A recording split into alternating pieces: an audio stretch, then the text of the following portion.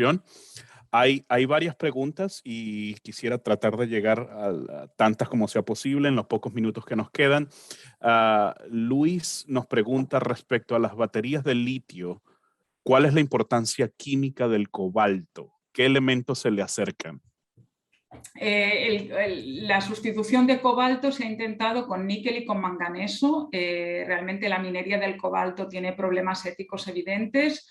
El níquel no es un elemento muy abundante tampoco. Quizá lo más sostenible sería utilizar manganeso, aunque la tendencia hoy en día es comercialmente se utilizan lo que se llaman NMC, que son óxidos de litio, níquel, manganeso y cobalto. Y la idea es un poco disminuir el cobalto y aumentar el níquel para dar mayor densidad de energía, pero quizá, o sea, desde el punto de vista de la sostenibilidad sería el manganeso. Ok, gracias. Esta pregunta usa un acrónimo al que no estoy muy familiar. ¿Probaron electrodos de HOPG en vez de carbón activo para las baterías de calcio? Highly Oriented Pyrolytic Graphite. No los hemos probado. Utilizamos carbón activo por un tema porque era práctico. Hay una empresa alemana que lo fabrica como una tela, entonces lo podemos comprar comercialmente, no es muy caro y se puede recortar muy fácilmente. Y una vez se ha acabado el experimento, pues se puede desechar. Entonces es por un aspecto, es por un tema práctico. Sí que hay algún estudio de intentar intercalar calcio en grafito, no en HOPG, pero nosotros no lo hemos intentado. Okay. Siguen llegando las preguntas. ¿Qué perspectivas ve usted para el uso en baterías de MOFs como matrices porosas para la intercalación de litio? Hay muchos trabajos dedicados a esto. El problema del MOF puede ser que como es tan poroso, la densidad de energía a nivel volumétrica quizá no es muy alta y además normalmente, por lo menos con los que conozco, la capacidad quizá es baja. Pero eso no quiere decir que no puedan tener un uso, porque realmente el hecho de que la densidad de energía tiene que ser muy alta y la batería muy compacta, pues es importante en un teléfono móvil, pero realmente en tecnologías de baterías que vayan a ser estacionarias, que vayan a estar pues asociadas a energías renovables, que no se tienen que mover en un sitio aislado, que pueden ser mucho mayores, yo creo que las tecnologías que puedan ser baratas y sostenibles, si no dan tanta densidad de energía, ya sea gravimétrica o volumétrica, no es tan relevante. O sea que si se pueden hacer MOFs además con metales que no sean cobalto, pues mucho mejor. Excelente. Siguen llegando mensajes. Muchísimas gracias por la charla. Saludos desde México.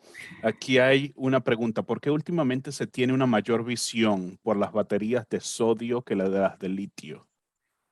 Bueno, las baterías de sodio, en la época que se estudiaba la química de intercalación, digamos que se estudiaba tanto intercalación de litio como de sodio. Y en el momento en el que Sony comercializa la tecnología, todos los laboratorios se dedican a trabajar exclusivamente con litio y abandonan el sodio, aunque pues el óxido de sodio y cobalto también intercala sodio y es isoestructural al de litio. Y allá por el año 2008-2010 empezó a haber aumentar mucho el precio del carbonato de litio. También se empezaba ya a hablar de la tecnología de ion litio para vehículo eléctrico, para red eléctrica y pues yo creo que la comunidad científica en general empezó a pensar, bueno, ¿qué tal si retomamos la idea del sodio? Porque el sodio es mucho más abundante, geopolíticamente no está tan localizado y realmente en Latinoamérica saben de lo que estamos hablando porque la minería de litio, está muy concentrada. Y entonces pues hubo como un resurgir de la tecnología de sodio pensando que podía ser tecnología más barata, similar al litio, porque son químicamente parecidos, con lo cual hasta incluso se podrían utilizar las mismas líneas de producción.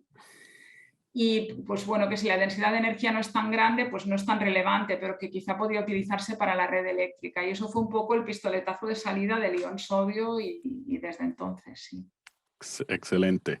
Creo que nos da tiempo quizás para un par de preguntas más.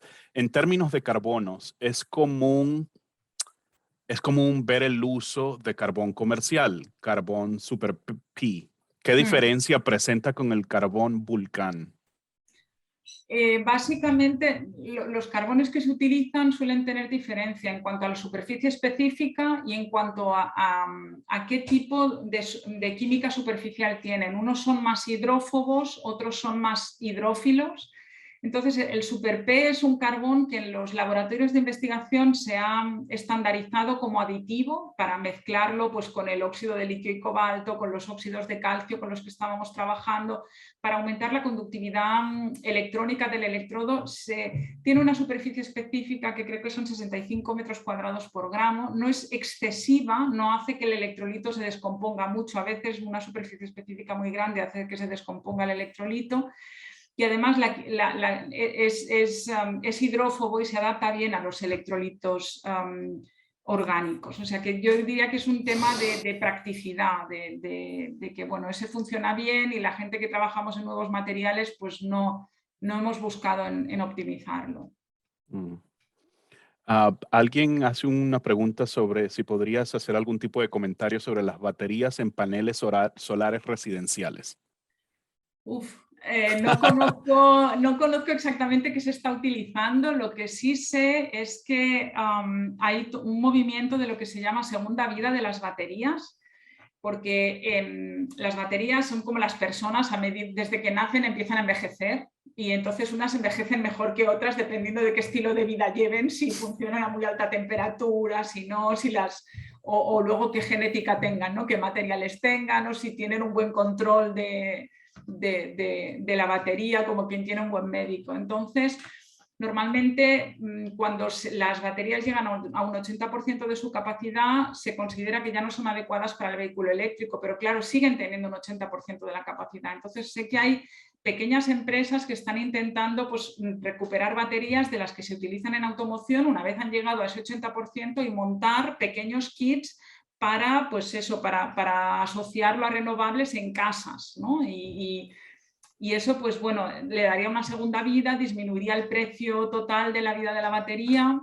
y es algo en lo que se está trabajando mucho porque son celdas carísimas y están al 80% y todavía se pueden aprovechar. O sea que es lo único que puedo comentar en relación a ese tema. Gracias, Rosa. Y quizás una última pregunta ya para cerrar por el día de hoy. Con tu conocimiento del área, ¿cuál es la percepción que tienes del avance con respecto a las tecnologías de reciclado de las baterías de litio? En términos de la investigación, ¿es muy compleja la infraestructura que se necesitaría? Sí, en realidad las baterías de plomo se reciclan en una gran cantidad, no solo porque el plomo sea muy tóxico, sino porque el plomo es el único metal que hay en la batería. Entonces, bueno, pues se funde y se recuperan los lingotes de plomo así de fácil. En el caso de las baterías de litio tenemos en el negativo grafito, en el positivo óxido de litio y cobalto, que igual tiene níquel y manganeso. El colector de corriente es una lámina de cobre en el negativo, de aluminio en el positivo. Y entonces realmente ahí hay una sopa de elementos que, bueno, o se intenta diseñar para reciclar de manera que no todos los componentes estén soldados y sea más fácil abrir las celdas y separar el cobre, los electrodos positivos, los negativos, que eso es una vía.